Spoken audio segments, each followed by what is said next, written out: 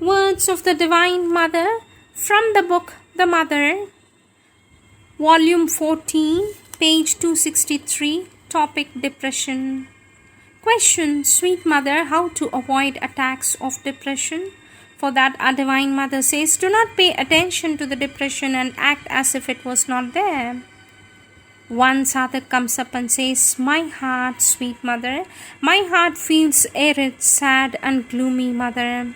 For that, our Divine Mother says, why don't you try to read something beautiful and interesting and turn your attention away from yourself? That is the best remedy. Our Divine Mother says, do not indulge in such ridiculous ideas. Madness and hell and dark cell are all in your imagination. You had better replace them by the sense of my love and my blessings.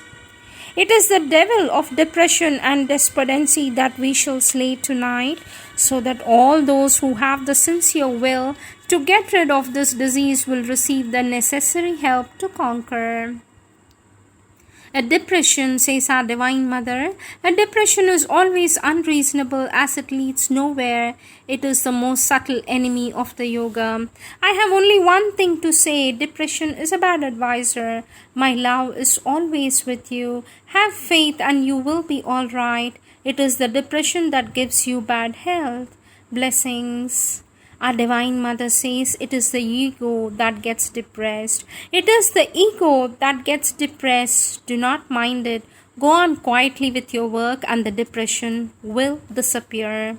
At these moments of depression or of revolt, no fresh decision must be taken under the impulse of the wrong moment, but practically one must go on with the usual routine, quiet and undisturbed.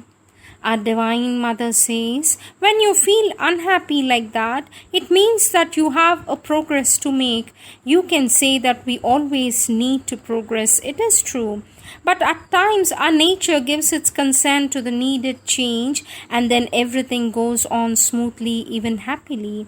On the contrary, sometimes the part that has to progress refuses to move and clings to its old habits through inertia, ignorance, attachment or desire.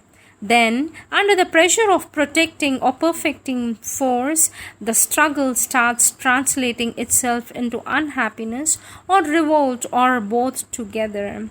The only remedy is to keep quiet, look within oneself honestly to find out what is wrong, and to set to work courageously to put it right. Our Divine Mother says the divine consciousness will always be there to help you if your endeavor is sincere, and the more sincere is your endeavor, the more the divine consciousness will help and assist you. Periods of obscuration are frequent and common. Generally, it is enough to keep quiet without worrying, knowing that these are spiritual nights which alternate with the full light of the days. But to be able to remain in peace, you must keep in your heart gratitude towards the Divine for all the help He gives. If gratitude also is veiled, the obscure periods last much longer. There is, however, a swift, effective remedy. It is to keep always burning in your heart the flame of purification, the aspiration for progress, the intensity, the ardor of consecration. This flame is kindled in the heart of all who are sincere. Our Divine Mother says you must remember one thing: the dark periods are inevitable. When your psychic is active, you feel a delight without any apparent reason. It continues for some time, and again the same mental or vital reactions come in, and you go back to the darkness. This will continue. The brighter days will become longer, and the dark periods will come after longer intervals and for shorter duration till they finally disappear.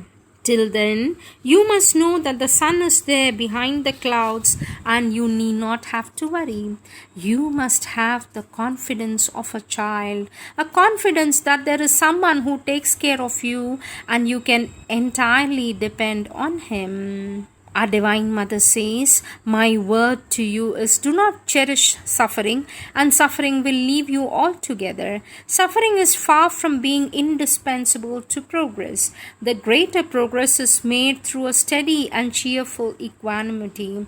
The world is full of sufferings and sorrows. One should never try to be the cause of any additional suffering. The only remedy for the human suffering is the divine love. Turn towards the divine, all your sufferings will disappear. Do not take sorrows of your life for what they seem to be.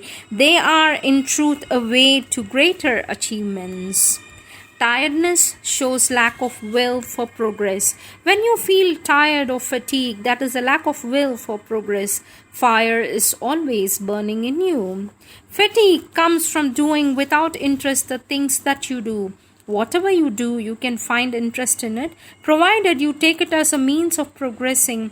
You must try to do better and better what you're doing. The will for progress must always be there, and then you take interest in what you do, whatever it is. The most insignificant occupation can prove interesting if you take it in that way. Even the most attractive and important activity will soon lose its interest for you if the will for progress towards an ideal perfection is not there while you act. Question by a sadhak: what are the defects in me, sweet mother, that are coming in my way of the spiritual as well as in the material progress? For that, our Divine Mother says, tamas and sluggishness. And the sadhak says, "Sweet mother, what am I got to do to get rid of these defects of my nature?" Mother says, "Become more and more conscious." Do not expect any satisfaction, says our Divine Mother. Do not expect any satisfaction from physical life, and you will no more be tied to it. For our passage in the material world, what is indispensable to our life and action is to put at our disposal according to the place we should occupy there. The more we are consciously in contact with our inner being, the more exact are the means we are given. What is truly needed will surely come. Things must be asked for only when truly needed. What bad is slavery? Slavery is abstinence as well as slavery to the needs. What comes, we take, but always ready to take it, go if it goes. Do not have a greed for anything concerning the physical consciousness. The so-called necessities, comfort of whatever nature, this is one of the most serious obstacles to the sadhana. Each little satisfaction you get through greed is one step backward from the goal. When you have a desire, you are governed by the thing you desire. It takes possession of your mind and your life, and you become a slave. If you have greed for food, you are no more the master of food. It is the food that masters you. A sadhak must eat to satisfy the needs of his body and not to meet the demands of his greed. If you prefer the pleasures of the palate to the union with the divine, it is your own lookout. I have nothing to say except that I do not approve, but each one must be free to choose whether he will rise above his lower nature or sink down in the material pit.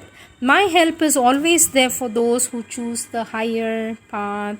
It is an inner attitude of freedom from attachment and from the greed for the food and the desire for the palate that is needed, not undue diminution of the quantity taken or self-starvation.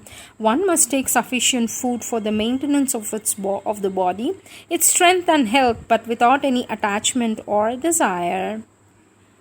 A strong and ardent, sincere campaign against the waste of food is essential. Full-heartedly, I approve of it.